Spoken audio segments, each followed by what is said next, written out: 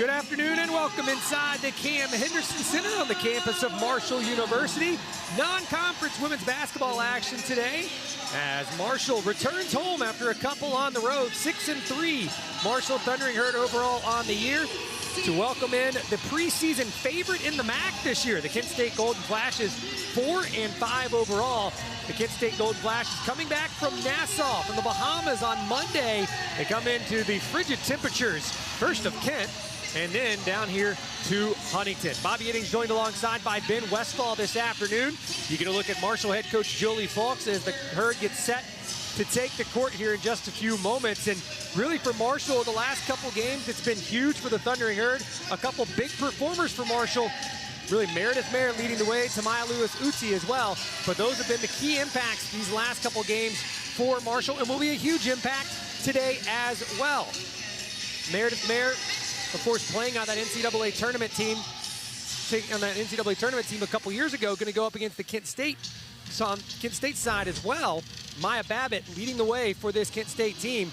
She is a bucket, to put it into a lot of different terms. 15.8 points per game, started every game this year. Of course, only had 5 points against Arkansas State, but, I mean, Maya Babbitt has been a huge key for Kent State this year. Got to get her going, of course. Kent State does a great job of breaking through the press, facilitating the basketball very well, and have to get her open to create some shot opportunities. Fourth leading scorer in the MAC is Babbitt as well. Tamaya Lewis-Utsi on the Marshall side. She is the straw that stirs the drink for Marshall. Talking with Julie Fulks yesterday, she said, hey, she's got to be able to penetrate, get into the painted area. That opens up our three-point shooters. That's what really allows us to be successful. When we've played well this year, it's when Tamaya has been able to play well. Our entire team feeds off of the energy from the Trenton, New Jersey native transfer from VCU. Just a couple minutes, or a couple moments, excuse me, away from tip-off here between Marshall and Kent State as the Thundering Herd and the Golden Flashes meeting for the first time since 2011. Center circle, ball into the air and tipped right into the hands of Corinne Hauser. Hauser playing her first game since October 19th when she got injured against Ohio State. Moving around to the top of the key. That's 12 in the Kent State black. That's Deanna Gray. Her father, Chris Gray, played point guard for Marshall in the mid to late 90s as a pass inside is taken away by Marshall. It's a Marshall team that's 9th in NCAA in steals per game as Lewis-Utsi drives inside and lays it in. Good job by Tamaya Lewis-Utsi. Forced the turnover, and she just goes coast to coast. Gets the easy bucket to start things out. Really good start for Marshall. Starters for Kent State as Ilderton fouls Gray coming up the court.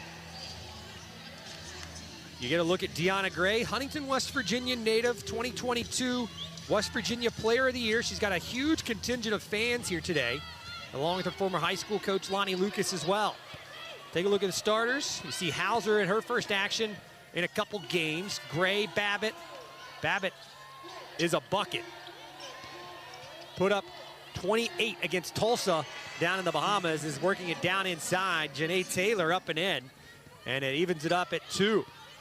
And rounding out the starters, Riley Rissmiller and Janae Taylor. On the Marshall side, it's pretty much the normal 5 for Marshall. The starters brought to you by University Ford. Tamaya Lewis-Utsi, Olivia Olson, one of the starters, as she takes a three-pointer from the top of the key. Falls off the right side of the iron. Second try, 3 up, 3 down. Lewis-Utsi as well in the starting lineup for Marshall, as we talked about. She's got the other Marshall bucket early, as well as the West Virginia natives, Peyton Ilderton and Meredith Mayer. This is a Marshall team, one of the best teams in the country in terms of forcing turnovers. Gray down inside, lays it off for Taylor, center of the paint. Bank shot and in. Janae Tyler, native of Lansing, Michigan, has the first 2 buckets for Kent State, and it's 5-4, close to 2 minutes into the contest already. That's what Deanna Gray does so well, just draw defenders in, gets that bounce pass to Tyler, who has a little bit of space. And good job by Tyler, use the backboard and bounce that in. Marshall gets the offensive rebound. That's 2 for Marshall. The Herd not great in the offensive boards this year. Just 13 offensive rebounds a game as Trayshandra Williams is called for a travel in the paint. Turnover on Marshall. We've already seen Marshall force 1 Kent State turnover in this one.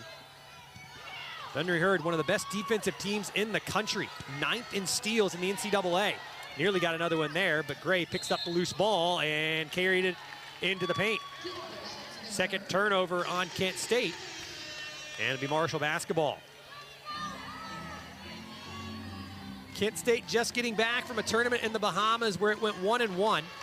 Beat Tulsa in the Bahamas 75-69. That was this past Friday, before then falling by 20 to Arkansas State. Meredith Mayer, three-point attempt.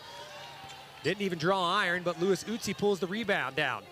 Shot clock does not reset as that one did not draw rim. Lewis Utsi goes back up strong, but can't get it to roll in, and it'll be Kent State basketball. Lewis Utsi tries to get that separation a little bit, spin around, but unable to get that fall. Tries to pull a Kent State move and get that off the glass, just a little bit to the right. Babbitt, long range off the back iron, and Lewis Utsi attacks the boards. Both of these teams trying a three-pointer from distance. First Meredith Mayer, then Babbitt. Three-point shot up for Olsen. Off the back rim, and rebound out of the air by Riley Rissmiller, the transfer from Dayton. Babbitt driving baseline, drops a pass inside Tyler. Top of the key jump shot, Rissmiller, and it falls. Riley Rissmiller, 8 points per game, 7 rebounds, one of the best rebounders in the MAC.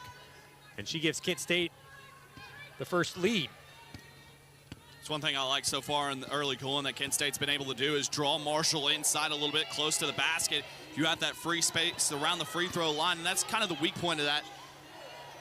Meredith Mayer, three off the back rim. Marshall early on, just 1 of 5 from three-point range. Quickly up the floor, Hauser.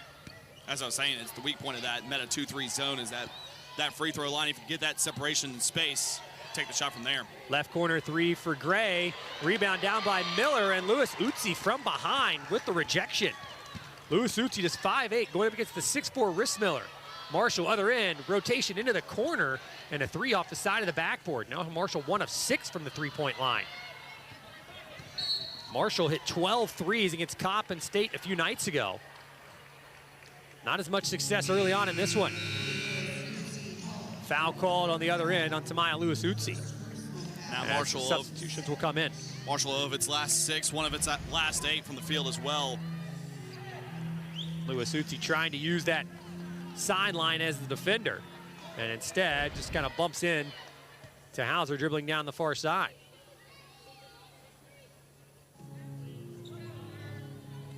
Cassie Ingram's going to check in for Marshall before the inbounds. And she'll come in for Peyton Ilderton. So to reset it for Marshall, as Nakia Chesterfield also came in for the herd. Chesterfield, Olsen, Ingram, Mayer, and Lewis Utsi. Gray around a screen, right wing pass, nearly a walk that time by Hauser, and instead, Cassie Ingram gets the rejection. The long-armed Ingram just, really it looked like Hauser walked stepping into the shot, but Ingram comes up and slows the shot down. Top of the key for Marshall. Olsen tries to drive down the left side of the paint, and Olivia Olsen, a strong drive that time by the freshman. She's got 5. Does a good job with that shot fake at the three-point line. Draws a defender in, clears up a lane, and takes it herself. Good job by Olsen. Another block for Marshall as Olsen has the block shot. Up and under move that time by Tatiana Thomas. Doesn't draw rim, and now Marshall quickly the other direction. Lewis Utsi trying to get inside. Good defense by Kent State, slows her down. And on the floor, a tie-up. It'll be Marshall basketball. Lewis Utsi tried to drive that time, and Thomas and Gray were both right there and slowed her down. Yeah, just 2 Kent State defenders. They just collapse in, and Lewis Utsi try to get it to Meredith Mayer. Just no space there. A homecoming for Deanna Gray. We'll talk about it in a moment. Kent State trails Marshall by 1. 4:47 to go in the first quarter. Back in Huntington, a place Deanna Gray knows well, greeting Peyton Ilderton, her former AAU teammate in high school. As you get a look at the Gray family as well, and a player that was pretty tremendous up at Huntington High in her high school career. Absolutely. I mean, Gatorade Player of the Year in high school in 2022, averaged 22 points per game at Huntington High her senior year, 7.3 assists per game as well. She was really good at passing the ball and just an overall great shooter. Great job of getting to the rim as well. Phenomenal player at Huntington High. Got to see her firsthand, of course, being a Highlander myself, but nice to see her family here. Head coach Lonnie Lucas as well. 2022 West Virginia Gatorade Player of the Year. Her team trails by 1 right now, 7-6. Of course, Deanna Gray's father, Chris Gray, was a point guard for Marshall in the late 90s as well. Cassie Ingram on the drive, loses the basketball. Rolls across the baseline, but Marshall will retain possession with 8 on the shot clock. As our official will stop play for a moment as Nakia Chesterfield has to take out the earrings. See the ball roll across the baseline there. Marshall retains position. 7 on the shot clock. Bench reminding Nakia Chesterfield that right now. Lewis Utsi dribbling inside and loses the basketball with 2 on the shot clock. So Marshall turns it over. Now here come the Golden Flashes the other direction. Not always the Golden Flashes. We'll talk about that story later on. Been the Golden Flashes, just for about 100 years. 10 on the shot clock now for Gray. Bounce pass into the painted area, Rissmiller. Rissmiller tries to dump it down inside and nearly turned over, and it is. It was poked away by Meredith Mayer. Tatiana Thomas was trying to catch it. And that's another turnover for Kent State. That'll be number 3 now. Neither team shooting the ball tremendously well. 3 of 9 from the floor for Kent State. Marshall just 3 of 11. Marshall, though, 4 offensive rebounds early on in this one as Lewis Utsi bumps into Deanna Gray, and that's really good defense by Gray, drawing the foul. And that's a concern for Marshall. As you take a look, Lewis Utsi trying to come the other direction, and Gray beat her to the spot. She gets there and draws the contact. Foul called out to Maya Lewis Utsi. That's 2 on Marshall's leading scorer and the quote-unquote straw that stirs the drink for this Herd team. Left wing Gray nearly has it poked away. It's Cassie Ingram again. The long-armed Ingram pokes the ball out of bounds. Kent State keeps possession. Riley Calicay will inbound the basketball. The freshman who just checked in wearing the face mask. Makes you always think of Richard Hamilton. Bounce pass to the high post down inside. Thomas got inside of Redmond, goes up with a shot, gets her own board. Right back up strong, and Tatiana Thomas coming off a career-high 17 against Arkansas State in the Bahamas. Gives Kent State the lead once again, 8-7. It's a good battle right there by the basket. Get your own board and put it back up. Even threw some contact down there. Olsen down inside, tries to draw the foul. There's a lot of contact inside, and Olsen loses it on the baseline. And it'll be Kent State ball. Kent State's done a great job. As soon as Marshall gets down in those lanes and trying to drive in, get something to the basket, you see 2 defenders just instantly collapse in. They're doing a great job of just suffocating Marshall right now, not allowing those shot opportunities. Good job by Marshall that time. Kent State breaks the press. Herd trying to get back into its defensive set. Ball inside. Chesterfield comes down with the board. Good, strong rebound by Nakia Chesterfield. And as Marshall tries to outlet, fouls called on Kent State. And Marshall will retain possession. They'll get that at 1 on Tatiana Thomas. Came swinging down a little bit. 3 Kent State players there trying to reach for the ball and get it back from Nakia Chesterfield, but too much contact. Left corner, Ariana Redmond with the basketball for Marshall. Kent State really hedging these screens early. Talking with Julie Fulks yesterday, she said it's going to be really important to get into the paint. Olsen down inside Chesterfield. Chesterfield turning on Thomas, banks it home. Good job, Chesterfield, battling through some contact from Tatiana Thomas. And she's able to give Marshall the lead again, 9-8. Deanna Gray up and under, layup no good. Rebound pulled down by the Flashes. Thomas tried to go back up, lost it on the way up, but Gray gets another rebound. Down to 11 on the shot clock. Gray thought about a 3, dribbles and throws one into the corner for Calicay.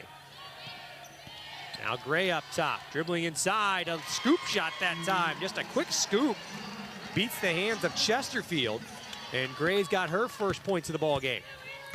Yeah, Gray not big in terms of height, 5'4", but sometimes when you're that little, you get that little advantage to go underneath those players and get that scoop shot, and that's what she does right there. Olsen returns the favor on the offensive end for Marshall, and up and under, getting under some arms that time. Marshall back in front by 1, 11-10. Top of the key, Babbitt. She's dangerous out there, misses off the back rim. Thomas comes down with the board, but then loses it out of bounds off of a Marshall player. And it'll be Kent State basketball still. 11-10, Marshall with the lead. 90 seconds to go in the first quarter, excuse me. It's been a very aggressive defensive game so far in this first quarter. Both teams just battling it out. doing a great job underneath the basket, not allowing those shot opportunities or anything really to open up. Pass towards the corner for Kalikay. She'll dribble around towards the top of the key. All the way to the left wing to Babbitt, down inside now. There's Tyler, goes up, and she can't draw rim, as Olivia Olson is able to pull away the rebound for the Herd. Marshall is limited. Maya Babbitt to no points so far in this one. Came in averaging 15 a game. Olson pulls up and drains a three from the right wing. Olivia Olson's in double figures now with 10. Marshall with the largest lead, 14-10. Bounce pass down inside. Tyler's turning on Marigny, goes up, rolls off the right side. Marshall trying to extend the lead out. 14-10, Herd with the lead. Olson into the hands of Ilderton. Ilderton shooting nearly 40% from three-point range in the last 5 games. The senior from Logan's caught fire. Down inside Mayer. Mayer backing down, turning on Tyler. Banks it off the backboard and in with the right hand. All of a sudden, Marshall on a quick run here. 7-0 run for the Herd, 16-10 with 21 seconds to go in the first quarter.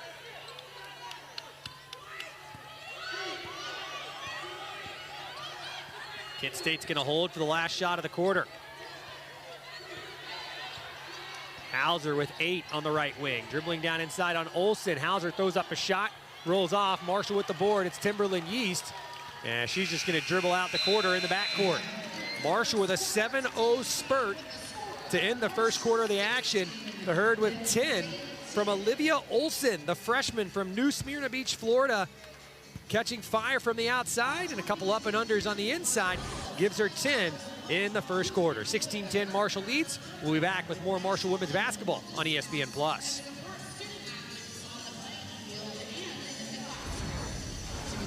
Bobby innings of Ben Westfall back in Huntington. Kent State trailing Marshall 16-10 here inside the Henderson Center. 25th all-time meeting between the two sides. Kent leading the all-time series 16-8. Really was pretty dominant against Marshall while the two sides were in the MAC. But it's the first time these two teams have met since 2011. Ben, I'm not even gonna ask how old you were, because I don't want to be embarrassed myself. That was a game that Marshall raced out and won that one 93-55. Kent State's actually lost 5 straight trips to Huntington. Their last win here in Huntington came nearly 24 years ago. So Todd Starkey's team trying to right that wrong today. Ball down inside. Marigny deflects it and knocks it away. And Marshall, again, one of the best defensive teams in the country, forces the 4th Kent State turnover. Marshall 40th in the NCAA, allowing just 55 points per game. Right corner, Mayer, 3 up, 3 down, and 1. A 4-point play option coming up for Meredith Mayer. She's gotten healthy over the last couple weeks, is what Julie Falk said, and all of a sudden her game has really ratcheted up a notch.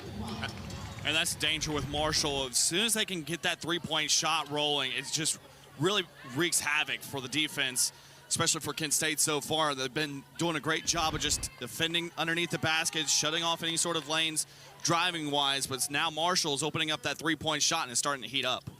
Mayer takes the free throw and drops it in. 6 points now for Meredith Mayer, the senior from Fairmont, and Marshall on an 11-0 run. Maya Babbitt nearly gets across midcourt and almost a backcourt violation on the junior from Nebraska. Top of the key, Hauser, as Marshall works the ball, or Kent State works the ball around the outside of the perimeter. They get it down inside on the baseline cutter for Hauser. Hauser turning and kicks it back around the top. 3 on the shot clock. Gray, long range off the iron, and Mayer pulls down the board for the Herd. Peyton Ilderton, who is, I asked Julie Falks, who's your vocal leader? Who really was the one leading the charge in that locker room after that Moorhead State loss, a disappointing loss for this team? She said, hey, look, I think your leadership comes from within. You have to be a leader within yourself first. She said, but if I had to pick somebody, it's Peyton Ilderton. She's the one that's got the voice, that's really trying to help all the time. Down inside Mayer, right up, back out top. Ilderton, left side 3, comes off. Marigny gets the board and lays it in. Ilderton barely drew iron, but Marigny comes down with the rebound, lays it back up. Marshall a 13-0 run now. Kent State nearly a backcourt violation. as the Golden Flashes get it into the keyhole, and Tatiana Thomas ends the 13-0 run for Marshall. 22-12, just over 8 minutes to play here in the first half. Ilderton into the front court, going against her former AAU teammate in Deanna Gray. Moving left around a screen is Yeast, as TY getting into the contest. First couple action today, down inside Marigny. And Leosha Marigny up and in. Great pass from Cassie Ingram, too. I mean, she had a little bit of heat on that pass going inside into the paint. Good job by Marigny to at least get that pass and get the shot in. Foul called inside as Babbitt drives inside. As foul's going to get called on that Marigny, I think. Nope, it's going to get called on Cassie Ingram. A little bit of a shove by the sophomore from Cincinnati. She picks up her first foul of the contest. Take a look at it again. Down inside, just well, they called Ingram there. Extends the arms into the back of Thomas. Pass intercepted by Cassie Ingram. Marshall forces another turnover. Ingram into the paint, goes to left side, and a scoop shot with two hands high off the glass. Puts some English on it. And Cassie Ingram with her first bucket. Hauser into the paint. Quick little jump shot and in.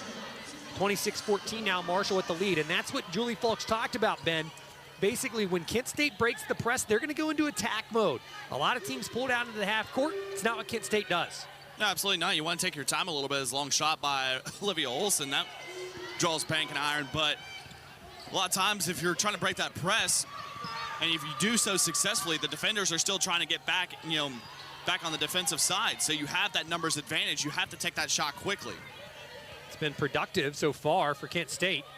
As now Marshall back on the possession after that Olson three that she took from Charleston, we'll say. Ilderton down inside and walks with the basketball on the right block. Turnover on Peyton Ilderton. That's Marshall's fourth of the contest. And to your point, fast break points. Just two thus far for Kent State. It feels as if Kent State breaking the press and then taking advantage of that opportunity that it's presenting itself. Of course, you got to have those open looks as well. You don't want to force a shot immediately and have a bad look per se, but if you can get that open look, get somebody in space to have enough of a space for an open shot, you want to take it. Great top of the key, moving around, and on the drive, Marigny with the rejection.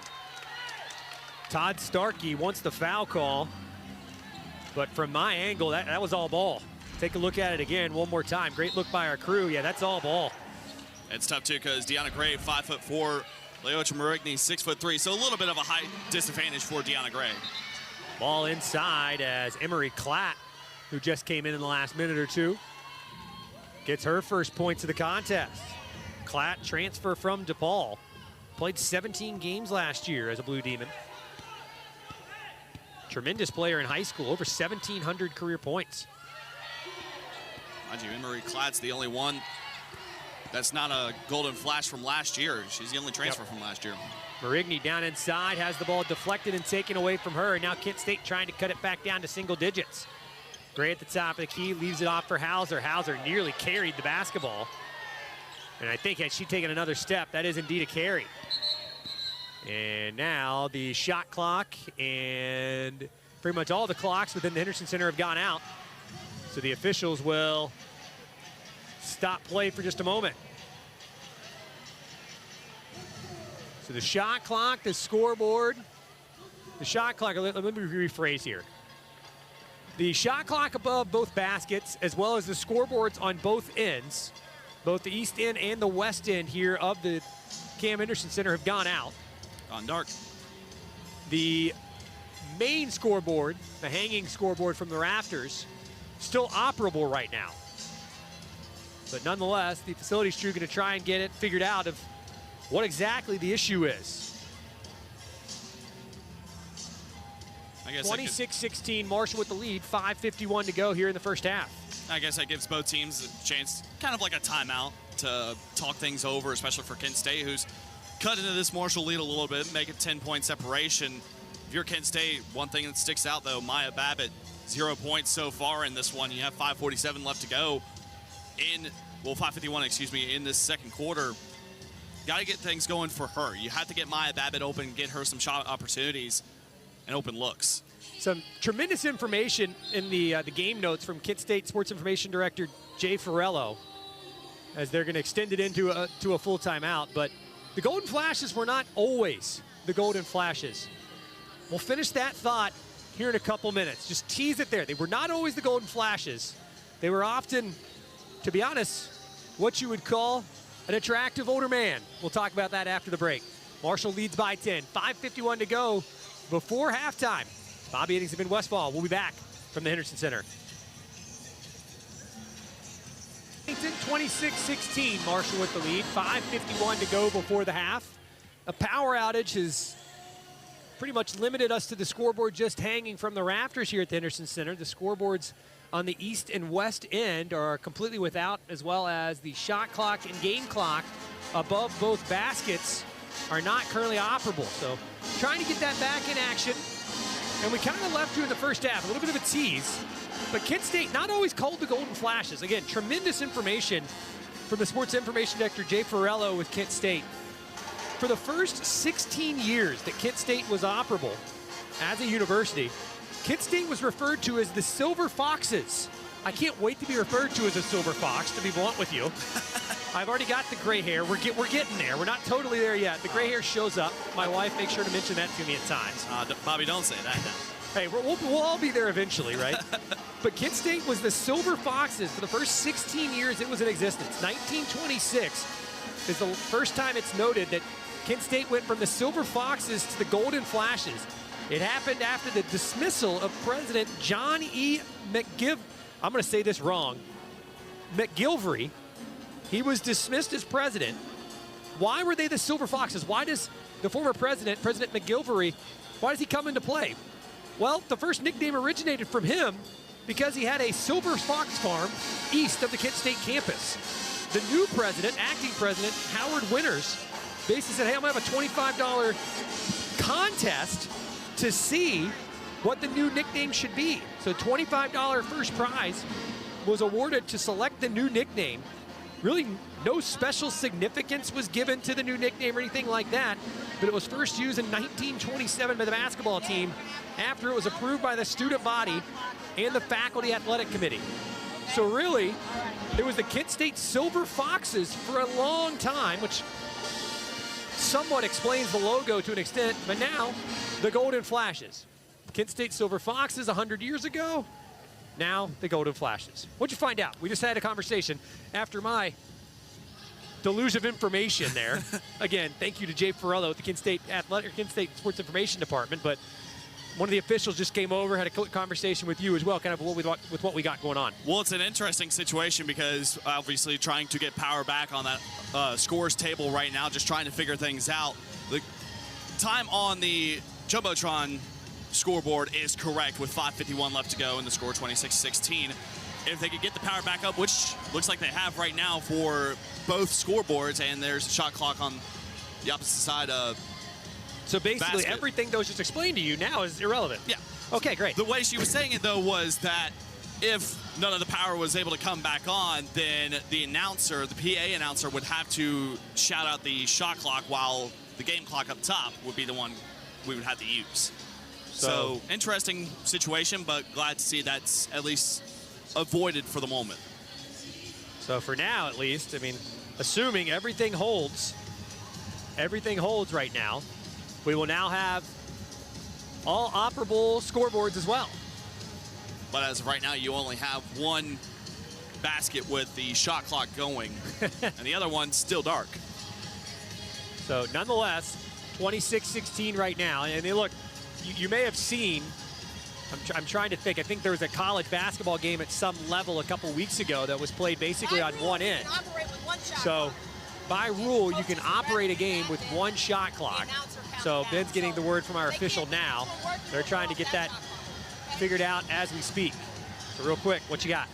Well, by rule, by NCAA rule, we can work with just one shot clock, which both coaches, head coach Julie Folks for Marshall and Todd Starkey for Kent State, have both agreed that they would rather have just one shot clock than no shot clock at all, and the announcer say it out loud.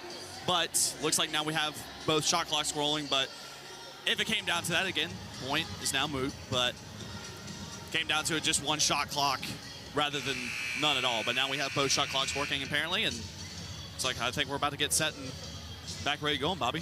Yeah, you had a great shot of kind of the inner workings behind one of the baskets of all the different clocks. Tremendous work really by the facilities team here in Huntington. I mean, that's a power outage where 2 scoreboards are down, the clocks, and within 5 minutes, everything back up and operating. Yeah. And it looked like the scores table as well even lost power. So, I mean, you have scoreboards, the shot clocks, the scores table. You had a lot of aspects that you had to work out and fix the kinks of. 1-3-1 as now the clock doesn't start. Thought we had things going here. Marshall came out in a 1-3-1 defense, as now they're going to wind the clock just a couple seconds down, or pretty much have to. Now they put the shot clock back at 30. I think the shot clock's probably going to be around 19. 19 or 18, because, yeah, 19, because it was at 22 when we paused. Inbounded. Or do they just reset it entirely? Or is the shot clock even working? They're going to try and reset it now, so 28. You can kind of see on your screen as well, they're trying to get everything to work. As you can see them, okay, 19, there's 19, 5:45 to go in the first half. And look, you got to give a little bit of grace to the scores table as well. They're trying to now get back into the swing of things just as much as the players are. But in reality, we paused with 5. Okay, there we go, 5:48. There. Because I thought we paused with 5:51, excuse me, and only 3 seconds went off the clock. So I think Todd Starkey though is arguing, look, why are we being docked 3 seconds when we couldn't operate? Yeah. So now Kent State gets the basketball back in after a delay, and Marshall steals it away. Ariana Redmond with the steal as she comes up the court. And Marshall now back on offense. Hurd leading by 10 right now, as Marshall went on a 12-0 run that is kind of set the table. Ball inside for Redmond. Redmond kicks it right wing. Ilderton, 3 in the air, 3 down. Peyton Ilderton hits the 4th 3 of the game for Marshall, and all of a sudden the Herd shooting 50% from the field, leading by 13. Getting that 3-point shot, starting to heat up, draw the defenders inside a little bit, give Peyton Ilderton enough space to work. Nearly 40% shooter from the outside in the last 5 games. Kent State skip past the left corner. Babbitt 3 is up and rolls off. Ball being wrestled for. Redmond has it between her legs. Gray, give a lot of credit to Gray down on the floor. Just that left hand in there causes the tie-up. And she started her position from the right wing and came sprinting in to try to force that tie-up and does so successfully. Marshall still gets the basketball, but good effort from Deanna Gray. And you start from the wing and you come instantly in and cause some havoc for Marshall. Trashandra Williams, top of the key, 3 that time, and just off the side of the backboard. And Kent State quickly comes front court. Gray's got an open shot, chooses not to take it, as Gray has not been a great shooter from the outside yet this season, just 15% from 3-point range. As another held ball inside, gives the ball back to Kent State.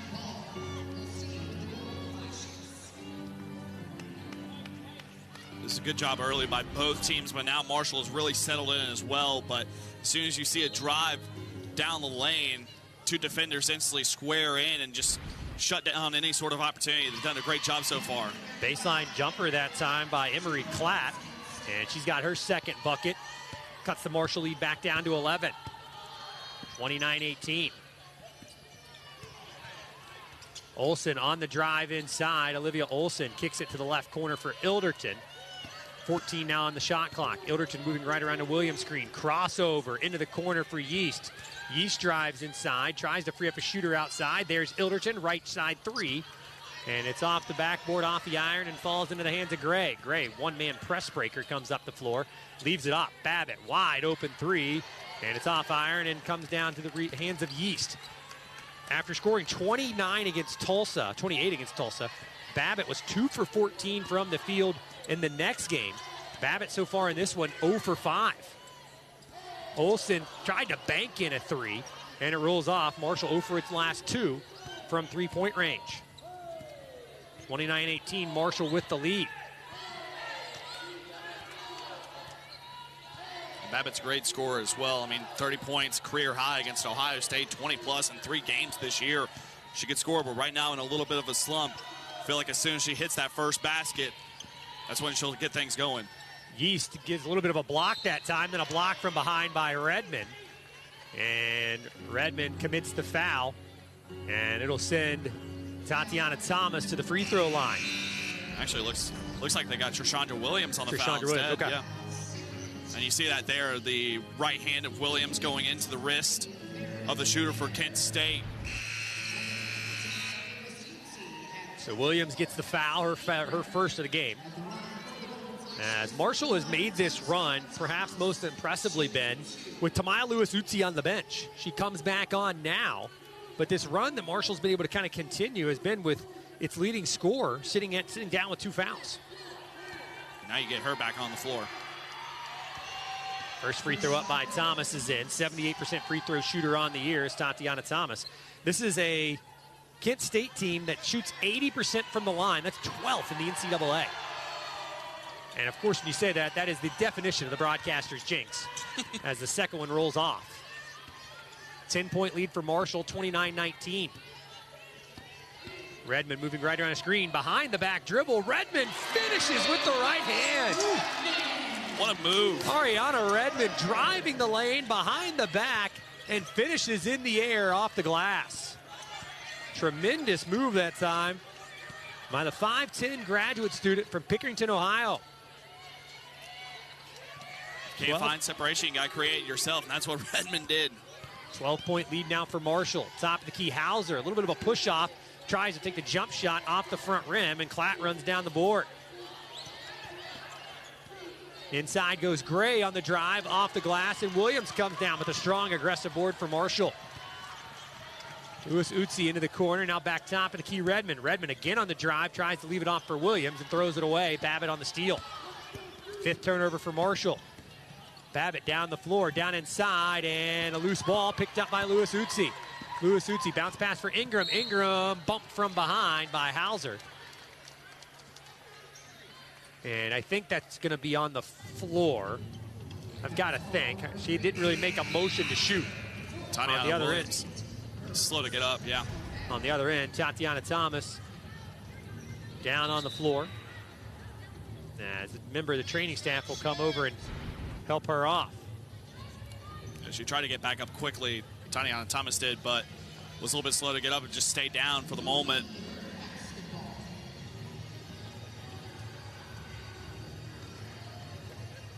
So Peyton Ilderton will inbound to the right of her own basket. All the way up top for Meredith Mayer. Marshall, left wing, wide open 3. Olsen off the right rim. And Kent State comes away with the board. Don't see Olivia Olsen miss an open 3 like that very often. Driving inside, Caitlin Holmes, who just came in, lays it in, gets her first bucket in, 15 seconds she was on the floor? And she'll head to the free throw line. That's foul. Trishondra Williams, that's her second. She's going to have to go to the bench. See that right hand just go down, and great job by Holmes through the contact. It's a power drive right there. You get the shoulder down just a little bit, get that separation, and you see that arm go down. You force the contact. With power, gets it off the glass and in. Holmes has not made a free throw yet this year and misses another. Quiet quarter for Olivia Olsen. She had 10 in the first quarter. Has yet to score here in the second. Right wing 3, Lewis-Utsi thought about it, drives inside, kicks it back left wing. Chesterfield 3 is up and off the right side, no good. Chesterfield had been 3 for 4 from 3-point range coming into the game. Holmes tries to pass it off, and Lewis-Utsi with the steal. 8 turnovers now for Kent State. Lewis-Utsi down inside, tries to go up off the backboard, throws it up over the top, and it falls behind the backboard. And it'll be a turnover to Kent State now as the Golden Flashes trail by 10 with 57 seconds before the half. When you kind of expect that contact when you're a shooter driving in on that lane and you expect the contact or some aggressiveness, it's a nice shot there, but you put that shot up with a little bit more strength than what you usually do, and Lewis Utsi had a little bit too much there. Riley Calicay gets her first bucket. She scored over 1,700 points in her high school career. Just a freshman this year for Kent State, but a promising one at that. Hilderton top of the key. Mayer driving inside on Rissmiller, rolls it with the left hand. Good fundamental play that time, but you can't have it fall in. This is a Kent State team that, in the time Todd Starkey has been head coach, leading at the half has been key for them. When Todd Starkey has been head coach, they are 129-29 when leading at the half, 32-81 when trailing at the half.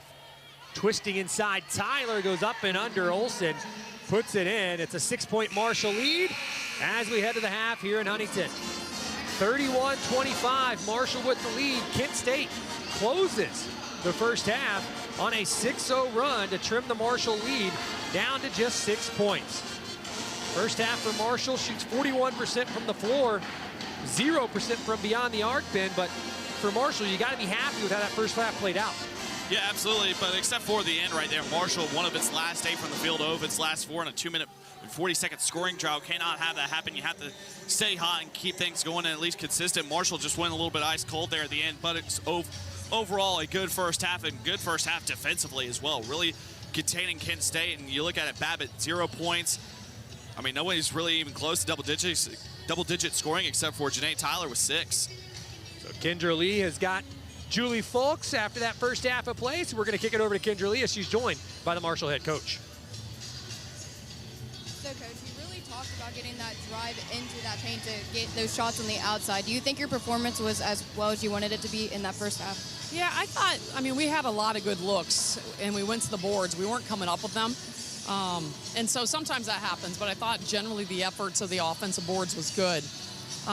You know, we needed to get a little more movement. It hurt us that TT got in foul trouble early. We got in some other rotations, but, you know, I think we're working through it. So we'll see in the second half.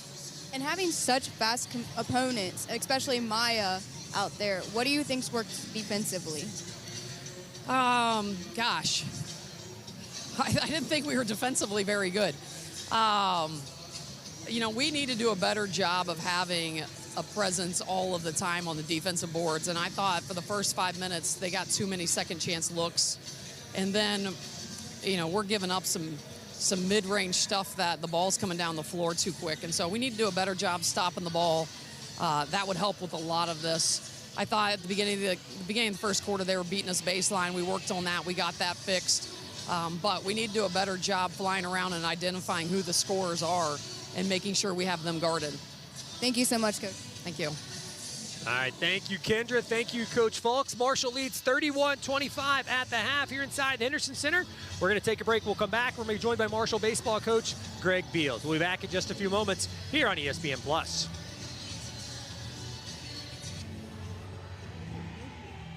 Henderson Center, 31-25. Marshall with the lead over the Kent State Golden Flashes as the second half about 12 minutes away. Bobby Innings joined courtside by Marshall baseball coach Greg Beals. And Coach, first of all, I wanted to ask you, you got a little history with Kent State, right? Yeah, I got 2 degrees. Played my college days there. My wife played basketball here as well. So, you know, always love to see Julie in her ball club. And I know how much work they put into it. But, yeah, having the alma mater in town is a little extra to it. So let's talk a little bit about your program as well. Obviously coming off a season last year, finishing in the top 4 of the conference, making a run in the Sun Belt Conference tournament as well. Where are you guys at in the offseason right now? Well, first of all, we're really excited about the upcoming season. Kind of a downtime. I love the holidays from the family. The dad loves the holidays, but the coach, this is a tough time because we just come off of a fall. We had a great fall. Now the guys are home for 3 or 4 weeks on their own to take care of business. So we start back on January 12th, and it'll be hot and heavy with the opener on February 15th. February 15th. I mean, that just sounds cold to me, right? That sounds cold to everybody. You guys will be in the South with a team that you have a ton of returners on. I mean, you talked pitching a little bit off air, but you guys have got returners on the offensive and the pitching side as well. Yeah, I like the nucleus that we have coming back, especially on the pitching staff. The depth of our pitching staff is a strength.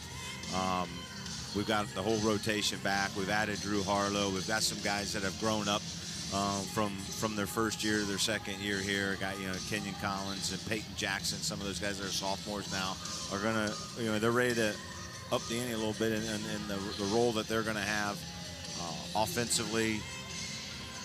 AJ Havrill at first base and Tyler Kamer, Jackson TK Halter, at second, Halter out in right field, Harthen in center field. So right there, you're talking about 1, 2, 3. Murdoch in the DH spot and some left field as well. A returner. I'm expecting a big year out of Doc. So a lot of things good. We're still competing in some spots. Still competing at the shortstop position.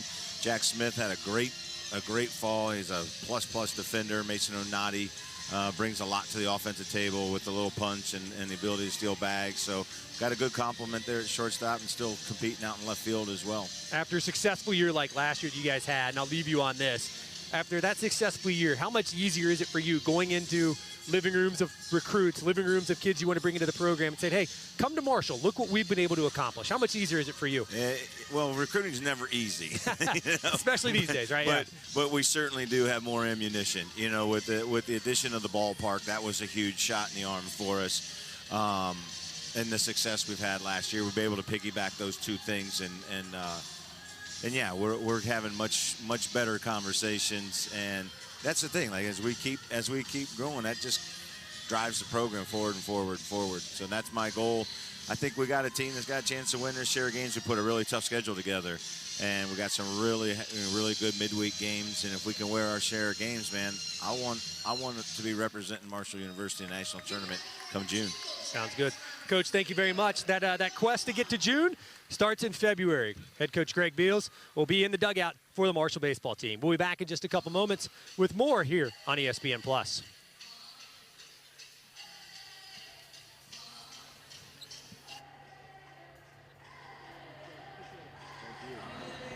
Back in Huntington, Bobby Eddings joined alongside now by Ben Westfall. You take a look at the first half stats, or first half highlights, excuse me. As Thunderherd leads by 6, Kent State and Marshall were really neck and neck for much of the first quarter, but a quick 7-0 run at the end of that first quarter is what allowed Marshall to jump out to that 16-10 lead after 1. And then Marshall extended that all the way to a 12-0 run. Hurt led by 11, but really, Ben, you and I kind of looking at the stats as we finish up the highlights here from the first half. It's pretty clean, pretty even across the board between these two. Just effectively, Marshall's made a couple threes. Kent State hasn't. Yeah, Kent State hasn't really at all. 0 of 9 from three-point line. Marshall 4 of 16. So Marshall's not really doing that so well at that three-point line like it did last game and last time out against Coppin State. But you look at it defensively, both teams have played really well, and not only that, but kept it clean. 9 total fouls between the two teams, so just clean defensive ball from both of these sides. And Marshall, you talk about it, had that nice 12-0 run there in between the first and second quarters, but since then has tapered off a little bit. Marshall, 1 of its last 8 from the field. Kent State ends that first half on that 6-0 run, 3 of its last 3 from the field. Yeah, you take a look at the first half stats brought to you by Playmates Preschool and Child Development Center. And really, as I mentioned, the difference in the first half, effectively, Marshall makes 4 threes. Kent State doesn't make any, and that really is your entire difference. For the most part, pretty even across the board. A Marshall team that's forcing nearly 20 turnovers a game. Kent State only turning it over 8 times in the first 20 minutes of action. And to talk about the first 20 minutes of action, we're going to kick it over to Kendra Lee. She's joined by Kent State head coach Todd Starkey. All right, Coach, you really had shots going into that first half, and they just really weren't falling. What do you guys need to get done to get those to start falling? Yeah, we got to fall in love with doing hard things more often. I think right now we're getting outworked a little bit, and we got to create some of our own luck. Obviously, Marshall's playing hard. We got to play harder than we are. We had 11 offensive rebounds in that first half and really aren't converting. So we can't slack off on the defensive end when our shots aren't falling, and right now we're reacting to that too much. And you really had that momentum in that first quarter and kind of lost in that second quarter. How are you going to get it back? Yeah, we got a little bit of momentum going into the locker room. We're going to have to, they've kind of gifted us by keeping us in this game. We're going to have to take advantage of that, have to execute a little bit better, stop turning the ball over, and finish around the basket. Thank you so much, Coach. Yep, thanks. Thank you, Kendra. Thank you, Coach Starkey. This is a Kent State team that has already played a couple Sun Belt Conference opponents this season. Kent State season opener was at James Madison. That was the MAC Sun Belt Challenge. Of course, JMU, one of the better Sun Belt teams the last couple seasons. JMU won that one 80-48. And then, of course, on Sunday, taking on Arkansas State. That's an Arkansas State team that went to the NCAA tournament last year and losing by 20 to the Red Wolves. Kent State, you look at the collegeinsider.com mid-major poll was just released 4 days ago. They are the first team in the others receiving votes. 68 votes received right now by Kent State. So effectively call them 26th. That's what math is, by the way, Ben. My quick math. 25, next one, 26, right? Quick math. Other teams that these two teams would be familiar with in that mid-major top 25. JMU 3rd, Ball State is 5th, Troy 4th, UMass 10th, Ark State 17th. So all these teams with a really aggressive in-conference schedule as well once the conference schedule gets started. For Marshall, that'll be on the 17th, just 11 days from now. Second half underway is, again, Marshall leads by 6 as we get the second half started. Mayer trying to look for the open three, does find it off the right side of the rim. Olsen runs the rebound down, throws it inside to a cutting Mayer, who goes up strong. Great cut by Mayer.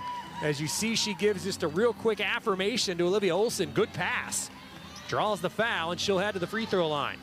Good job by Olivia Olsen to chase that one down as well and keep her feet in bounds, not go out.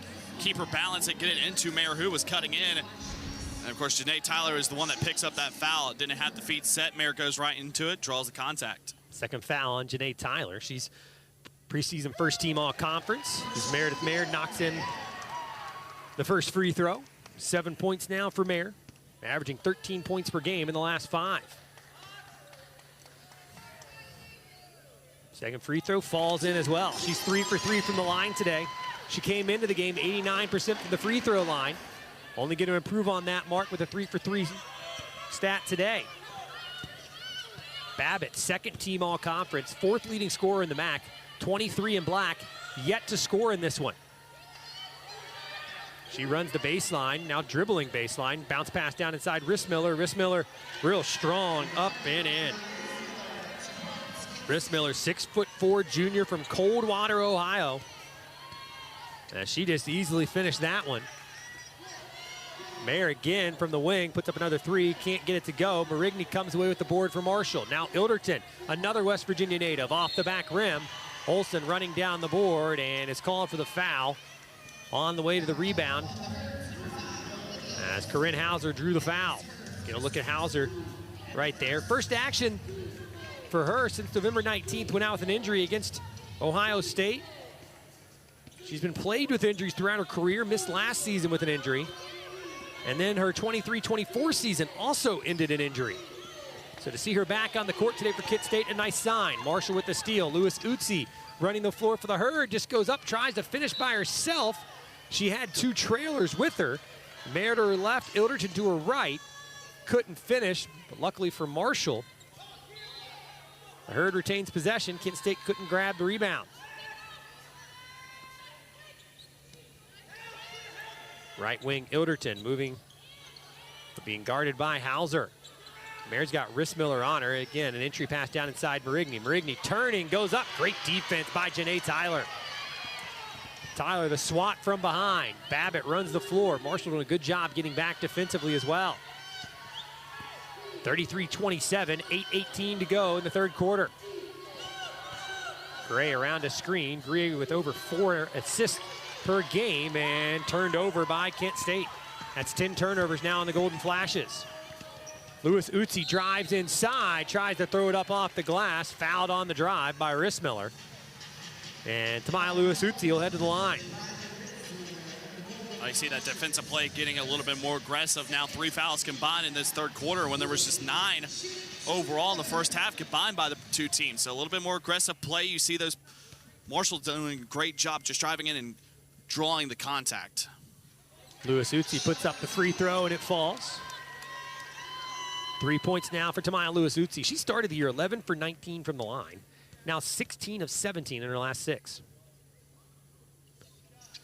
And we nearly did it again as it rolls in. No broadcaster's jinx this time. As Tamaya Lewis Utsi extends Marshall's lead to 8, she's got 4. 4 points, 4 rebounds for Lewis Utsi. We'll get you the steals numbers in a minute. Battle down inside between Rissmiller and Marigny. And Marigny wins on the inside. Ilderton into the paint. Little jump shot from just inside the free throw line. And Peyton Ilderton's got 5. Marshall leads by 10 again. Lewis Utsi for Marshall, we mentioned. 4 points, 4 rebounds, 5 steals. Maya Babbitt, right wing 3. Babbitt puts it up off the back rim. Rissmiller down with the board. Rissmiller backing down on Olsen, and she just kind of throws it up, and it rolls in.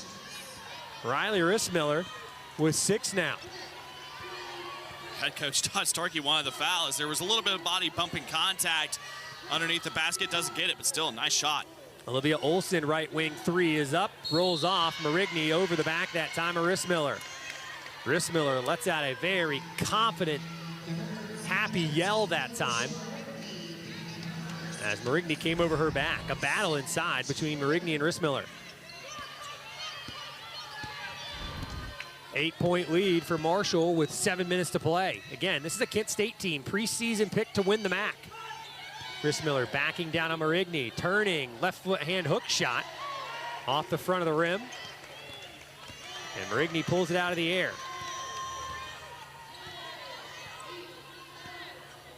Peyton Ilderton up the floor for Marshall as the senior point guard from Logan, former state champion in the state of West Virginia.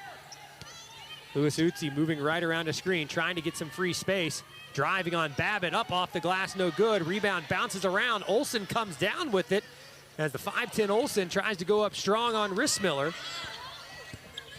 And has it knocked away from her. Now down inside, Tyler trying to go up with the shot. Marigny on the block as Marigny trying to get the shot on Janae Tyler. And a foul's called. Todd Starkey been begging for the call for a while. I think he's more frustrated. No foul was called by the baseline official that time. It was called by the official that was near midcourt. But nonetheless, kind of agree with Todd Starkey. That's a foul. Tyler heads to the line. 69% free throw shooter on the year, and it rolls off. So again, Kent State now 1 for 4 from the line. This team came in on the year 12th in the NCAA at 80% from the line. Take a look again at the foul, and yeah, that's a foul on Marigny. And again, now 1 of 5 for Kent State.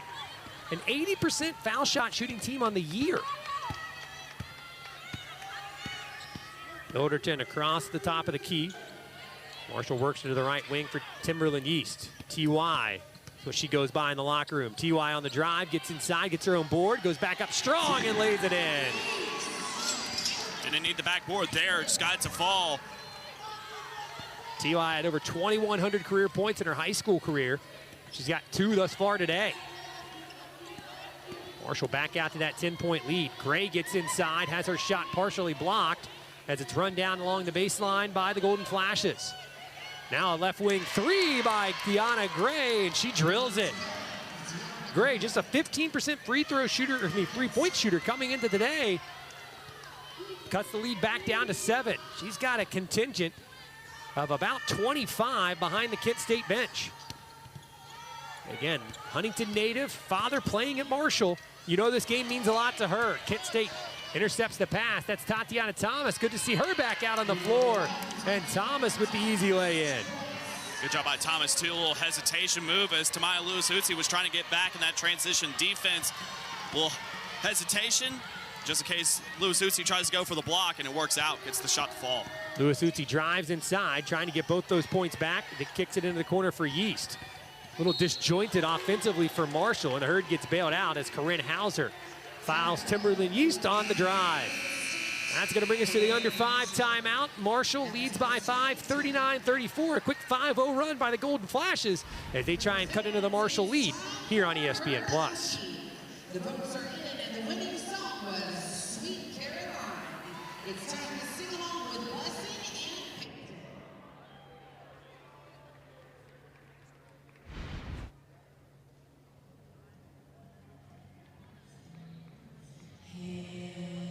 and members today. A lot of the Kids Club members in attendance as well, courtside as well as in the stands.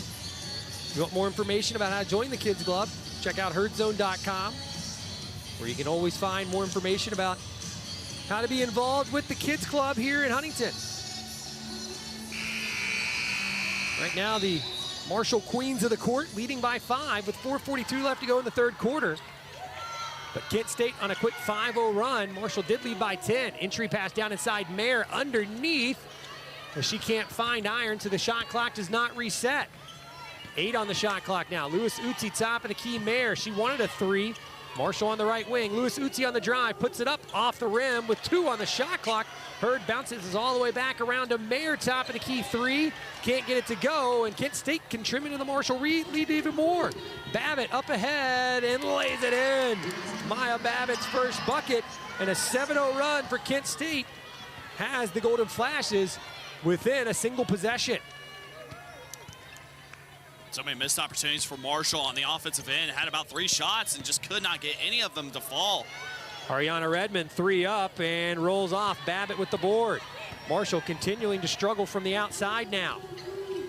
Thomas backs down, turnaround jump shot, no good, and rebound run down by Thomas. Another 3 in the air. Babbitt finds the tie ball game. Maya Babbitt back-to-back buckets, and Kent State's 10-0 run has us even at 39. What I say, Bobby, all it takes is 1 shot for Maya Babbitt to get something going, get that momentum. Now back-to-back buckets for her. Timberland East inside, left corner, Mayer 3 again for the Hurd and rolls in. Meredith Mayer is in the double figures. She's got 11. And the Hurd back on top by 3. Gray into the painted area. Hauser inside. Rolls off the back rim and knocked away by Kent State. And it'll be Marshall basketball with 3:03 to go in the third. I tell you, if there was one player that needed that 3-point shot, it was Meredith Mayer. My goodness, Marshall now 5 of 23 from 3-point land. Just prior to that shot was 18% for the 3-point line. Was not getting shots to fall. Even inside, even in the paint, just could not get anything going. You need that 1 shot, but right now Kent State doing a great job battling back here, had that nice run. Olsen driving inside for Marshall, trying to make a play. Left-handed scoop comes off the front of the rim, and Babbitt comes away with the board. Gray into the front court for Kent State. Babbitt again, 3 from the left wing, another one, and that's 3 for the last 3 for Maya Babbitt as she's heating up. Now a 13-3 run over the last 250 for Kent State. Olsen top of the key, spinning into the lane for Marshall. Olsen just throws up a wild shot, and it rolls off. Olsen struggling, 4 for 14 from the floor as Marshall intercepts the pass. Ilderton takes it away, and now Marshall just wants to slow it down. You see the look on Ilderton's face. Inside for Olsen. Olsen tries to go up strong, and that's great defense from Deanna Gray inside as the 5'4" Gray D'ing up Olsen causes the jump ball, and it'll be Kent State basketball. I think Marshall's trying to force too many shot opportunities and just forcing that shot inside. Take your time. Marshall's not allowing things to slow down and come to them, and right now Kent State's just taking advantage of it. Great defense from the Golden Flashes inside the paint. Just not allowing Marshall to have any sort of opportunity. A couple subs in for Marshall. Now Ingram, Ilderton, Yeast, Mayer, and Marigny. Babbitt into the front court. She's got the hot hand, puts up the shot, banks it in. You talked about it, Ben. Babbitt just had to see one go down. She is 4 for her last 4 now, and that's the largest lead of the game for Kent State, 44-42. Kent State falling in love with doing the hard things, like Todd Starkey said, as Cassie Ingram drives and loses it on the drive, and it rolls across the baseline. Kent State basketball. That's where Marshall needs to start getting those 3-point shots wide open and getting those to fall, as they've struggled to do so far in this game, especially in this third quarter, because so far Kent State's done a great job of just protecting those lanes, not allowing anything to open, and especially underneath the basket, not allowing anything to open up. And so you need those 3-point shots to fall, and so far the Golden Flashes have done a great job defensively. Kent State 57% from the floor here in the third quarter. Ball inside Thomas. Thomas tries to take a shot, and it's partially blocked. Rissmiller comes away with the rebound. A frantic pace here for a couple minutes. Babbitt again rolls off, and Ilderton comes away with the board for Marshall. Babbitt had been hot the last couple times down the floor. Ingram, corner three, puts it up, and it's going to roll around, come off. Rebound is going to be knocked away from a couple players. Hauser comes out with it. Frantic pace right now. Hauser all the way to the basket, can't get it in as Gray and Ilderton wrestle for the basketball. You saw those two hug pregame. And it'll be a jump ball again, Marshall ball. The intensity is picked up in this one. That's an understatement right there, Bobby. 15-3 run for Kent State right now. Kent State shooting 47% in the third quarter. Marshall just 15%. Marshall on a scoring drought of the last 2 minutes and 19 seconds over the last 4, one of its last 9. Again, just forcing those shots. Can have those open looks. You can try to set something up and get something open. Marshall's not doing that right now. Just too fast-paced and not allowing anything to open and forcing shots. You cannot do that against a good Kent State team. You've noticed as well, Kent State really kind of packing it in the paint right now, challenging Marshall to make one of those outside shots. Lewis Utsi on the drive inside, goes up strong and draws the foul. And she'll head to the line. And that's one thing of note for Kent State that they've done so far. Struggled early in the early portion of the third quarter, but since then has tamed down, and that was the fouls. Not drawing contact, not fouling when Marshall was driving in or getting that contact. Tamaya Lewis-Utsi does a great job to get herself at the free throw line. First free throw up for Lewis-Utsi, finds the bottom of the net. As again, she continues to turn her free throw shooting to a tremendous positive. 11 for 19 from the line at the start of the season, and now 18 for 19 in her last 6. And she knocks down both. Lewis-Utsi up to 6 now, as 4 of those have come from the line. Now you have about a 7-second difference between shot and game clock. Wouldn't be surprised if Kent State just slows it down and doesn't allow Marshall much time. 44 all between the two sides now. Gray right on the midcourt logo.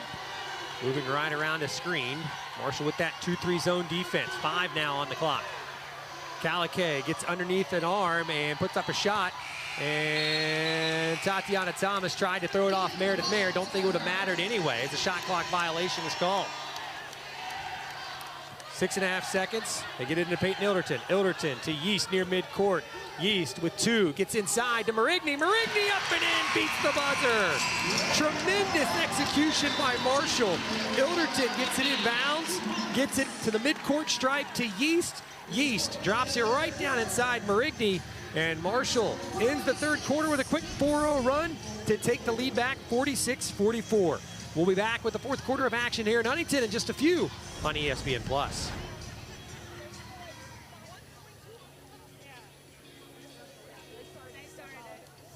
It's time for Make That Well sponsor. 46-44, Marshall with the lead.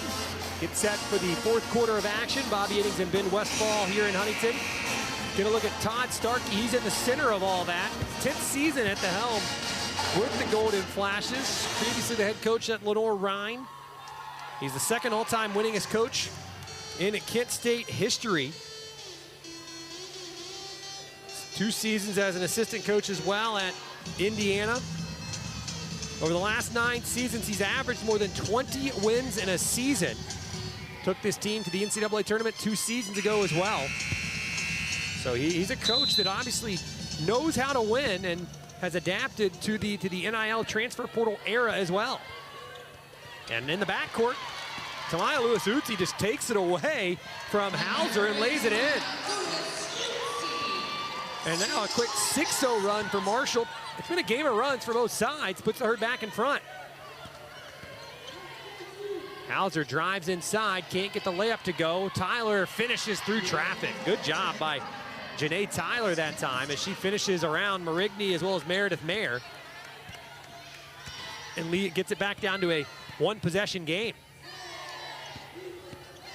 Timberland Yeast around a screen and gets inside, and a foul's going to be called. Just a little bit of a bump that time as Yeast went towards the bucket. And it'll send her to the free throw line. Riley Kalake will pick up her first foul.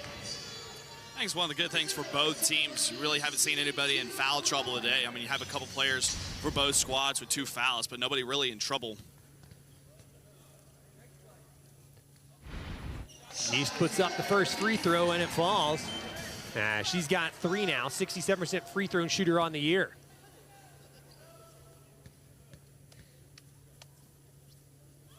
Second one falls as well. So Marshall back out to a 4-point advantage. 9:18 to play. Deanna Gray getting a quick breather on the bench, and she's already back at the scorer's table. First time she's been out of the game today. Plays almost the most minutes on this team, playing nearly 30 minutes a game. Does the senior here from Huntington. Down inside, foul called before the shot as Babbitt got cleared out. I think it was Ilderton that cleared her out. So Ilderton picks up, or excuse me, the Marigny called for the foul inside. So Marigny's 3rd foul. Yeah, speaking of foul trouble, there we go. 3rd foul on Marigny. She was just plowing through the screen from Maya Babbitt that time. As now Nakia Chesterfield will come on for Leosha Marigny. All inbounded to Babbitt on the wing as Babbitt's getting a lot of Marshall attention right now after she caught fire in the 3rd quarter. Ball on the elbow. Thomas backing down, trying to get some free space. 9 on the shot clock. Inside Tyler. Tyler backing down Chesterfield. Spinning. Shot up and in. Chesterfield gave some ground, and Tyler took every bit of ground that she was giving and was able to finish. Tyler's got 10 now. Right on her season average of 9.9. Ball or pass thrown into the corner for Yeast. She nearly had it go through her hands. Marshall keeps possession. Top of the key, Lewis Utsi into the right corner. Yeast, 3 in the air, 3 down. 4 straight points for Timberland Yeast, and Marshall back up by 5.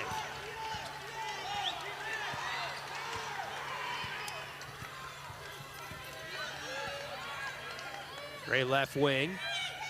Hauser at the top of the key. She's going to take a 3, and ball is deflected away. Yeast tries to knock it away from Thomas from behind. And a foul's called on the loose ball, and I think just they're going to call a push, but it's more just Timberland Yeast swatting it from behind away from Thomas. That body contact, bumping into each other, and the swat, so you could call either or, but by the way, I mean, that's just one that you cannot have there if you're Timberland Yeast. Babbitt, top of the key. She was looking for that open 3, chose not to take it. Now she'll drive baseline, gets inside on the drive, and she's fouled on the drive. Did they get her from behind? Yeah, yep. Yeast with the foul from behind that time, and Yeast pick up back-to-back fouls. That's 2 on her as you see her hands come down and just barely got the arms that time of Maya Babbitt, who will head to the line. Babbitt, 94% from the line on the year. She leads the MAC in total points, field goal attempts, free throws, and free throws attempted as she knocks in both. Marshall clinging to a 1-possession lead at 3 points. Todd Starkey very demonstratively barking instructions to his team from the far sideline. Lewis Utsi on the drive. Yeast on the drive, gets inside. Partially blocked on the drive by Hauser, I think that was. Yep, Hauser is who it was. Marshall will retain possession along the baseline. Hurd gets it in. Lewis Utsi inside of Gray. And just the quickness of Lewis Utsi lays it up and in. She's got 10 now. She's into double figures. 3rd Marshall player in double figures. Cross-court pass, Babbitt on the left wing. Babbitt driving inside, partially blocked by Yeast. And Chesterfield pulls it out of the air. Now Lewis Utsi running the floor for Marshall. Hurd doesn't have numbers. She's going to pull it out. Throw it to the left wing. Corner 3, Meredith Mayer, no good. Ball tapped around. Yeast, an aggressive rebound, lost it on the floor. And Kent State comes out with it. Babbitt, 3 up, 3 off the backside of the rim. And Ilderton runs down the rebound in the corner. It gets bumped by Thomas. And Marshall will keep possession. See the official have to calm down the Kent State bench as they were starting to walk a little bit on the floor after that call, but Just had to tell the bench, hey, settle down a little bit, settle down. But 5-point lead for Marshall, 7:01 to go in the contest. Again, this is a Kent State team picked to win the MAC this season. Has already lost to James Madison earlier this year. Lost to Arkansas State by 20 just on Sunday. Marshall trying to establish itself within the top realm of the Sun Belt. Need a win like this one. Olsen shuffles the feet as she started to drive. And a travel is going to be called on Olivia Olsen. Marshall turns over the basketball. Olivia Olsen got a little cold in this game. Had a nice first and second quarter, but since then has kind of tapered off a little bit. Kent State's done a great job defending her and not allowing her to get hot. 8 turnovers now on Marshall. Hurts done a pretty good job of controlling the ball. Hauser on the right wing, on the baseline for Thomas. Thomas twirling inside, goes up against Chesterfield. Great defense by Nakia Chesterfield. And the Herd comes out with the rebound. Lewis Utsi driving, Euro step and rolls it in. 12 points now for Tamaya Lewis Utsi. Marshall back on top by 7. Lewis Utsi playing defense at the top of that zone for Marshall. It is indeed a zone. It's not necessarily a matchup. It's more of a 2-3 meta zone is what Julie Falk says. Off the back rim, Olsen trying to come down with the board and does. Gets bumped and travels with it on the baseline. That's a tough call for Olivia Olsen. Yeah, very tough for her as she slams the floor a little bit, slaps her hands down, not happy with it. You know you have that rebound, you stumble, you fall down, you try to get the ball out quickly to one of your teammates, but she wasn't able to do so, wasn't able to regroup herself, and instead turns it back over to Kent State. Take a look at it again. So Olsen comes down, really a one-handed rebound. Got bumped on the rebound attempt. She tried to just let go of it and basically roll it on the floor. It gets called for the walk anyway. And now along the baseline, what was called? Was a foul called on Olsen? I think so. So foul called on Olivia Olsen.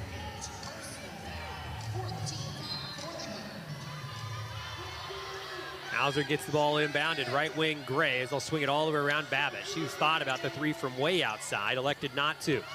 Now Hauser gets inside, rolls it up, can't get it to go, and Olsen again comes down with the board. A fight for the rebound between Olsen and Tyler results in a jump ball, and it'll be Marshall basketball. Arrow points that way. They talk about it with the fouls, both teams, well, excuse me, Marshall with just one foul away from allowing Kent State to get into the bonus. Kent State only has 2 team fouls right now. Marshall's got to be careful. So you have 5:46 left to go in this contest, and you're 1 foul away from allowing Kent State to be in the free throw line for the remainder. Shots not falling right now for Olsen, but she's got 8 boards, doing some of the dirty work in this one. Nearly has a double-double. Ilderton right wing, 3. Meredith Mayer is up and in! Meredith Mayer's got 14 now, and Marshall leads again by 10.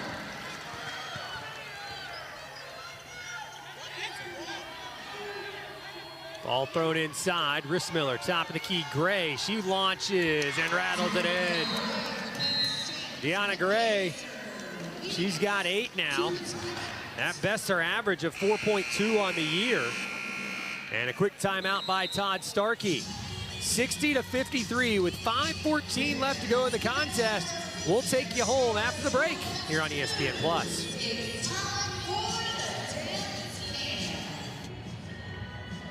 Folks, the leader of this Marshall program, who has their team leading by 7 right now, 60-53 with 5:14 to play. Folks, of course, in her second season at the helm at Marshall. 421 and 166 in her career. Just an incredible winning percentage. Playing collegiately on the east side of Columbus at Capital University. Just 21 and 23 at Marshall after a tough season last year where the team battled injuries throughout the entire year. So if she's able to hold on to this one and also potentially get the win against Davis and Elkins on Thursday, she could even up her all-time record at Marshall at 23 and 23. You get a look at the Dancing with the Herd winner, Brad Smith, the president of Marshall University. He's just Brad. He's just Brad, yeah. I was also a Barbie last year for Halloween. That was fun. Please, Stephen Lucas, my producer, do not look up that picture. You've already embarrassed me enough this year. 7-point lead. Yeast on the wing, driving inside, poked away. Great defense by Hauser. Hauser poked it away and picked it up and almost had a smile on her face. All the way around to the left point. Gray thought about a three, and she'll back it out. There's Babbitt way, way outside. She took that three from Kent, and Gray gets the board, though. Hauser tries to drive inside. Mayer cuts her off. 4:35 to go. 12 on the shot clock. Jump shot rolls in for Janae Tyler, excuse me. Tyler went to Holt High School in Lansing, Michigan. Set the Holt High School record with 1,400 career points and nearly 1,000 rebounds as a four-year starter. Marshall patient offensively now. Olsen top of the key. 12 on the shot clock. Ilderton scanning offensively. Mayer moving on Tyler. Tries to get an angle. Instead throws it to Olsen in the corner, and it's taken away by Gray. Kent State can make it a one-possession game, and almost well, but Babbitt has the layup roll off the iron as Mayer comes away with the board. Some consternation in the backcourt between a couple different players as Marshall just trying to keep possession of it now. 3:42 to go in the contest. Herd by 5, trying to extend its lead, led by as many as 14 in this one. Olsen inside for Mayer. Mayer tries to dump it off for Marigny, and now it was saved in by Kent State right to Marigny, who goes up and puts it in. She beats the shot clock, and Leosha Marigny gets another bucket, and Marshall leads by 7. And gets herself to the free throw line as well. So you get a shot clock buzzer beater, and you get the foul, draw the contact, and send yourself to the free throw line for an and-one opportunity. Just a fantastic play by Leotra Marigny. Final break of the contest. Just under 3.5 minutes to play. Marshall by 7. Leotra Marigny heads to the line after the break.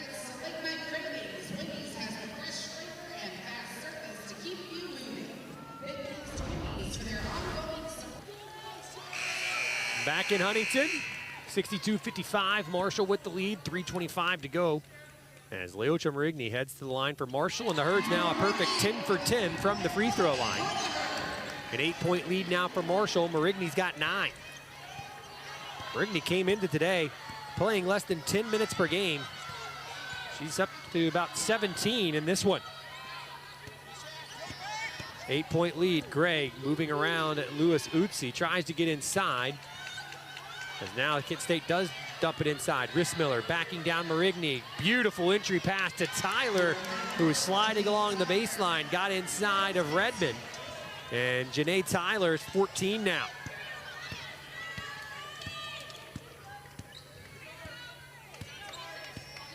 .247 to go in the game. 63-55. Marshall with the 6-point lead. Lewis Utsi gets inside, and the Steve Nash teardrop with the finish. Nice move as well to just get herself through that lane and get enough space to get that shot off. 12 second half points for Tamaya Lewis Utsi as inside. Marigny gets the block. A tremendous game today from Leotra Marigny. 17 points and 3 rebounds for the junior from Fresno, California. Ilderton, 3 for the dagger. Got it! 11-point lead now for Marshall with 2 minutes to play. They talk about those blocks. Marshall, 12 blocks today against Kent State, has done a great job defending, not fouling. And Hauser answers. Corinne Hauser, her first 3 of the day, and a timeout called by Todd Starkey. 1:55 to play. Kent State's head coach Todd Starkey, he said, as you take a look at Hauser, just the quick trigger 3 from the top of the key, he said at halftime with Kendra Lee, he said, hey, we're going to have to fall in love again with doing hard things. Coming back from an 8-point deficit with 1:55 to go would classify as a hard thing, especially against the Marshall team that's 100% from the line today. But This is an experienced team and a team that we've really seen them do the hard things here in the second half to battle back. Yeah, absolutely. And 5 of 19 for three-point land when you didn't even hit a three-pointer at all in the first half. So they're doing well. And not only that, but you can see the level of confidence that head coach Todd Starkey has with his players. See the distance of these shots from the three-point land that Kent State is taking these shots. I mean, you're talking long distance three-point shots from the Golden Flashes. And I mean, some of them falling down. Got confidence. Defensively, Marshall with 12 blocks today. Ball nearly taken away in the backcourt. Lewis Utsi now is going to break the press by herself for Marshall. She gets across midcourt. Lewis Utsi still with it, gets inside, kicks it out Mayer. Mayer puts up a three off the front rim. Marshall with a quick shot, just 15 seconds into the shot clock. About 90 seconds to go, Marshall by 8. Tyler just inside the foul line, jumper rolls in. Down to a 6-point game, 68-62 now. Marshall gets it across midcourt pretty easily. Right now, if you're the Thundering Herd, you have to waste more time than what you did on that last possession. It was an 11-point lead a couple of minutes ago for Marshall. Or really about a minute ago, period. Ilderton with 6 on the shot clock, trying to get inside, nearly loses the ball. Now 3, Ilderton drives inside and travels with the ball on the drive. Julie Falks wanted a foul call, but Ilderton just kind of an out-of-control drive that time as a poor possession for the Herd. And Kent State with a 3 ball can get back within a possession. Well, now you wasted time a little bit. You got a lot of time to tick off the clock, but now you didn't come up empty in that possession. You got to guard the perimeter here if you're Marshall. Cannot give up anything. Corinne Hauser into the front court. Left wing, Babbitt, open 3, up off the back rim, no good, but Gray comes away with the board. Now Hauser top of the key, asks for a screen, gets it, gets inside. Gray, another 3, rolls off, rebound bounced around. Tyler comes away with it, puts it up off the front rim, and Marigny with the board. Jump ball's called, she gets tied up, and the arrow gives the ball to Kent State. Some pushing and shoving inside between Olsen and Babbitt as Olsen continues to get into it, and they'll pull her away. I tell you what really started with everything for Kent State is that first offensive rebound from Deanna Gray. She came sprinting in and just nobody around, and she just takes the offensive board herself. Great job by Gray to even set this up and give Kent State a chance. There's Tyler on the board. She goes up, rolls off. Marigny gets the board and then just gets tied up. 32 seconds to go, 6-point lead for Marshall. As the officials, so it was a jump ball, gives the arrow gives the ball to Kent State. So you got to switch the arrow. But I think they're going to look at something. I think they're going to look at the confrontation of what started, maybe a little bit pushing and shoving between Babbitt and Olivia Olsen. See if something stemmed from that, see if anything will come up from that. I think that's what head coach Todd Starkey wants them to look at. So what you saw, what we had the replay a moment ago, you saw Babbitt after the play basically pointing over to say she was shoved or something to that element. Nonetheless, it's just a 6-point game right now with 32 seconds left. Kent State gets a bucket. They can make it all the way down to a 1-possession game. Take a look again here. So here's the Gray 3. There's Olsen right here. Olsen is defending right there. And there's a shove. As you see the conversation between Olsen and Babbitt continue right there. As both of them continue to have a conversation. There's definitely a shove from Olsen. I don't think it really warrants anything. That decision not up to us, though. That's up to the officials. And you have to look, too, because you see the extension of Olsen's arms as well. You have to look as well with Babbitt. Was there a little bit of extension with the left arm? You have to look at both aspects. You know, was there something stemmed from that Olsen shove? Was there an extension of the arm from Maya Babbitt on that left arm that caused Olsen to push? You know, you never know. But, of course, officials are going to have a good look at this and look at all those aspects. So our officials will have a look real quick. Again, 6-point game, 32 seconds to play. Kent State picked to finish first in the MAC this season, but has struggled a little bit out of the gate.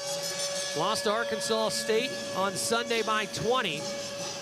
Beat Tulsa last Friday on the 28th by 6. But Corinne Hauser, who is really one of the better players for this Kent State team, has been out for about the last 3 weeks. Suffered an injury against Ohio State. 9-point per game score. She's come back today. She's only got 5 in this one, but again, you look, Ben, at the ability of Marshall in this one. Hurd forces a ton of turnovers. That has continued today. For Marshall, the Hurd has forced 13 Kent State turnovers, which rather impressive across the board just because of the ability of the point guard, Deanna Gray, for this Kent State side. But Marshall's been able to create some opportunities for itself at times, and that's what we've seen. And you look at the points off turnovers, 17-8. Both teams have turned the ball over 13 times, so Kent State's done a good job defensively getting Marshall out of sorts in spurts in this game, but Marshall's done a great job of capitalizing off of those turnovers, 17-8. And so if you can't take advantage of the mistakes that you force, it's going to dig you in a little bit of a hole. Perhaps most impressively for Marshall, 12 blocks as a team, 4 in this one for Leocha Marigny. I think the 3 key aspects, if you look at the stats, if you look at the numbers, the 3 key aspects, you talk about the blocks, Marshall being 100% for the free throw line. The play on the floor stand. Yeah, so no call of anything from an Olivia Olson standpoint. As you see now, Todd Starkey having a pretty heated conversation with our officials. Our officiating crew, Lee Lane, Natasha Harris, and Eric Cope, as he's talking with Natasha Harris and Eric Cope. The official's going to come over, have a quick word with Ben, let him know exactly what happened in terms of that review, as we really appreciate our official coming over to have a conversation. And Kent State will be charged timeout to even have a look at that, because it was Kent State that was the one that forced the look, so they will be charged a timeout. Just nothing was observed there on that play, so play stands and we play on. So Deanna Gray will inbound it, gets it into Babbitt in the corner. Babbitt tries to find some open space, just chucks up a 3. Gray gets the board. Gray inside, throws up the rebound, can't get it to roll in. Off for the Black Kent State. And it'll be a Marshall basketball. So the Herd will call a quick timeout, get some free throw shooters in. As it'll be a 30-second timeout for Marshall. So now, Ben, you get the free throw shooters in. Cassie Ingram, as well as Olivia Olson, will check back into the contest for Marshall. You go offense, defense substitution here just to try and get your best shooters back on the floor. Yeah, when you're perfect 10 of 10 for the free throw line, you want to have that perfection at the free throw line and get you those extra points. And right now you look at it, Kent State, which is 3 fouls, so they have a foul to give in this scenario. But if you're the Golden Flashes, if you cannot get that quick turnover within the first 5 seconds of the ball being on the floor, you have to foul quickly. And then you have to foul again if you don't get that turnover again. Kids Club Day here in Huntington as you get a look at some of the kids in attendance. Again, Marshall wore shooting shirts during its warm-ups today that were designed by Kids Club member Sloan Hughes. So shout out goes to Sloan for the design that was worn and voted on by the Marshall players. Ball inbounded to Olson in the corner, throws it to Lewis Utsi as she drives, goes up for the layup, and Riley Caliquet commits the foul. That will send Tamaya Lewis Utsi to the free throw line. And again, offense, defense, Marshall sends some subs towards the scorer's table.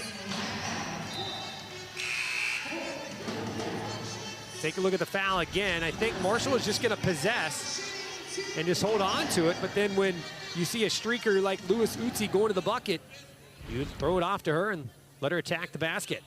Yeah, if she doesn't get fouled there, I mean, that's a little bit more time taken off the clock as well. Lewis Utsi's first free throw is up. Ben finds bottom. 7-point lead now for Marshall. She's got 13 points in the second half, 15 for the contest. That goes along with 6 steals, 3 blocks, 5 boards for Lewis Utsi. As now Marshall a perfect 12 of 12 from the line. And now Todd Starkey will call timeout. It'll be a full timeout with 20.8 seconds to go and Marshall leading by 8. And the final timeout for Kent State as well. So no more timeouts remaining, trailing by 8. you have to get a good play here, and you only have 20 seconds. So in reality, you have to get a shot off within 5 to 7 seconds.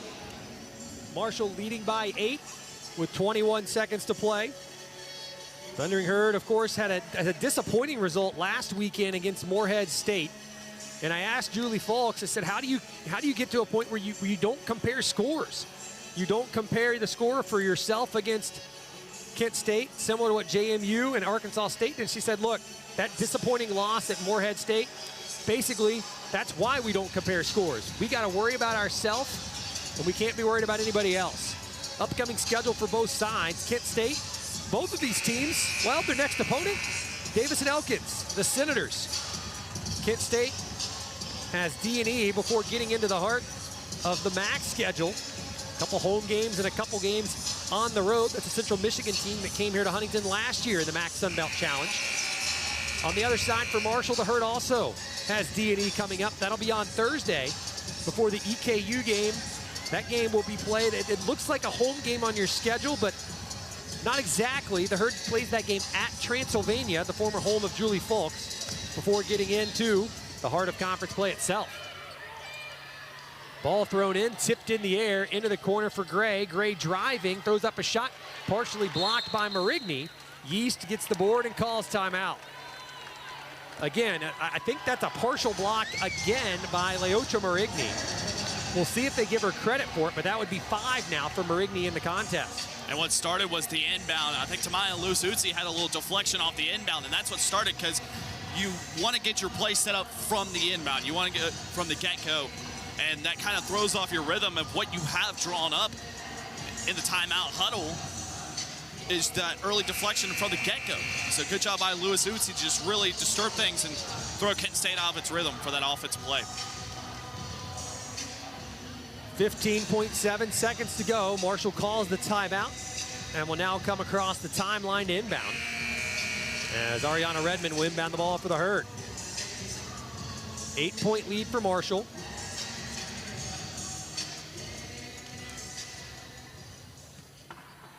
Redmond will trigger it in for the Herd. Marshall having trouble getting it in, throws it in for Olsen now. Olsen trapped right near midcourt, and a timeout called by Julie Falks. So Marshall down to its last timeout now.